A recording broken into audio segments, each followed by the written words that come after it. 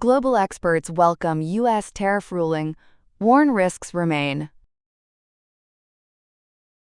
Mamata cites Bangladesh polls, slams India's EC. Hungary threatens veto of €90 billion EU loan to Ukraine. Russia to convert Gulag Museum into Nazi Crimes Memorial. The United States Supreme Court has struck down a major portion of President Donald Trump's sweeping tariffs, a decision that has drawn positive reactions from economists and international analysts while leaving uncertainty about the future of U.S. trade policy. In a 6-3 ruling, the court found that the executive branch overstepped its authority under the International Emergency Economic Powers Act. The justices said the law does not allow a president to impose broad across-the-board tariffs without clear approval from Congress. The decision has been widely interpreted as a reaffirmation of constitutional limits on executive power. Political analyst Sandile Swana of South Africa said the ruling confirms that taxation authority belongs to Congress, not the president. He argued that the tariffs largely harmed American businesses and consumers rather than foreign exporters. Croatian economist Ljubo Jurčić described the judgment as a serious setback for what he called a flawed economic strategy.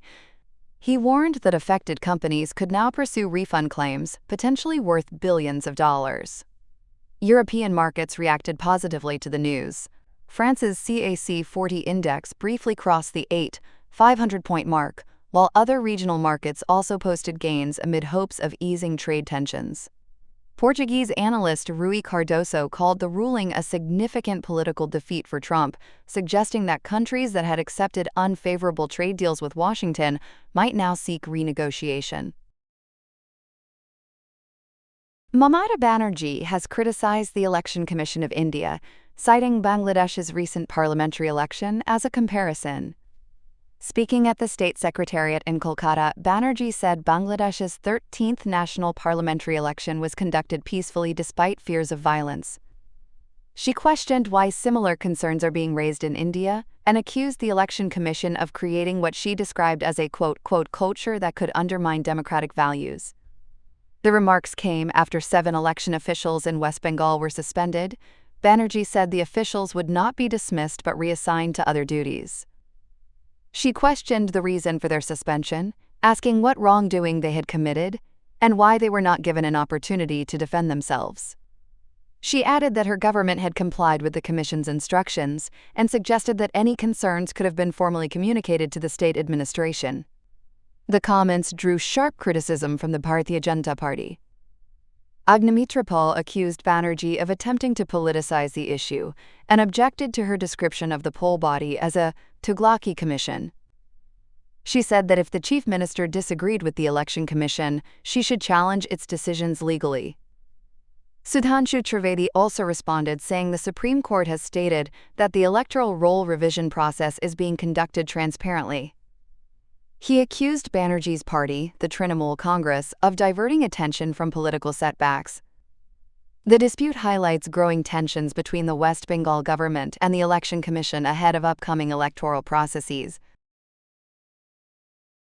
Hungarian Prime Minister Viktor Orbán has warned that Hungary will block a major European Union loan package for Ukraine unless Russian oil deliveries to Hungary resume. At the center of the dispute is the Druzhba pipeline, which carries Russian oil through Ukraine to Hungary and Slovakia. The European Union has proposed a €90 billion, or about $106 billion, financial package to support Ukraine. However, Orbán says Hungary will not approve the deal if oil flows through the pipeline are not restored. Ukraine says the disruption began in January after Russian attacks damaged energy infrastructure. But leaders in Hungary and Slovakia accuse Kyiv of intentionally preventing supplies from resuming. The Druzhba pipeline is one of the longest oil pipelines in the world and is a critical source of crude oil for both Hungary and Slovakia.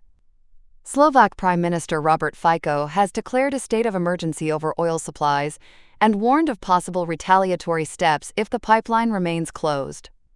Hungary's Foreign Minister Peter Szijjártó called the halt in oil transit blackmail, claiming it is politically motivated ahead of Hungary's elections.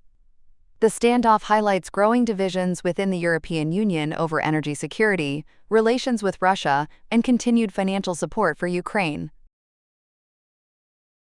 Russia is converting the former Gulag History Museum in Moscow into a new museum focused on Nazi crimes during World War II. City officials say the new exhibition will cover all stages of what Russia calls the Great Patriotic War. It will highlight Nazi war crimes against the Soviet Union, alleged biological weapons testing by Japan on Soviet citizens, and victories of the Red Army. The Gulag History Museum, founded in 2001, was closed in November 2024. Authorities cited fire safety violations. Before its closure, the museum documented the Soviet Union's Gulag system, a vast network of forced labor camps that operated from 1918 to 1956. Millions of people accused of being enemies of the state were imprisoned, and many died, especially under dictator Joseph Stalin. The museum preserved thousands of artifacts from victims, including letters and personal belongings. It was one of the last major institutions in Russia dedicated to documenting Soviet-era political repression. Critics say the closure reflects President Vladimir Putin's broader effort to limit discussion of Soviet human rights abuses, while emphasizing the country's role as a World War II victor to promote patriotism.